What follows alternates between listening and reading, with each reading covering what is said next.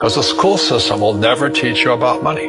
The school system was designed to teach you to be an employee or a doctor or a lawyer, a specialist, but never about money. My father was the head of education, PhD, all that stuff. I go home and ask him, said, why don't we learn about money in school? And he looked at me and says, because the government doesn't let us teach that subject. The government tells us what we can teach and what we can't teach. And I thought that was strange. And I said, but aren't we going to school to learn about money? He says, no, your job is to get a job. Poverty is passed on. It's taught in your families. And middle class is taught in families. And so the people right now who are sitting at home, who are struggling financially or worried about money or unhappy, they may be making a lot of money, but unhappy with what they're doing, it was probably taught to you. You know, your superego was taught, get a job, work hard, or you'll never be rich, or the rich are evil, or whatever. If you're poor, you'll always be poor. Money will disappear that fast. Just like most pro athletes, you know, they make millions of dollars, and but 65% are bankrupt 5 years later. It's because they come from poor families. Now you tell them that, they get very angry at you. It's the rich fault. You know, it's you guys ripped me off, and government ripped me off.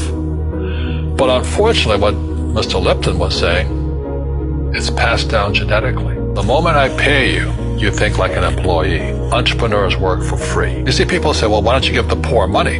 So the only problem with that is it just creates more poor people. Give a man a fish, he fishes for the day, or eats for the day. Yeah, you give a man a fish, you get a lot of people who want more fish. Don't tell people what you know. Right. Keep them poor. Poor will always be amongst us, because it starts up here. It's in their words, you know, and the words become flesh. Well, when they say I can't afford it or I can't do that, they go down. They become what they say. And I meet so many people, I can't afford it. You think I'm made of money?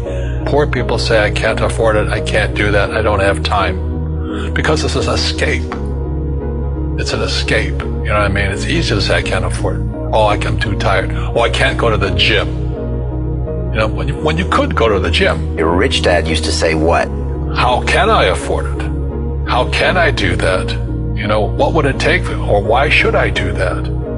He says that a question opens the mind, a statement closes the mind. See, when you say I can't afford it, your mind shuts down and you become what you say. We all have fear. You know, to be truthful, we all have fear. It's just how you deal with it. You know, Einstein said, you know, imagination is more important than knowledge, but knowledge empowers imagination. And what most people lack is real business knowledge, like accounting, you know, like debt, like taxes. You gotta know that stuff, but they don't teach it in school to anybody.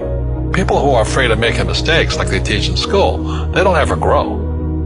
Because spirituality is there's good and there's bad, there's right and there's wrong, there's up and there's down. Most people only want to be right. They only want to be positive.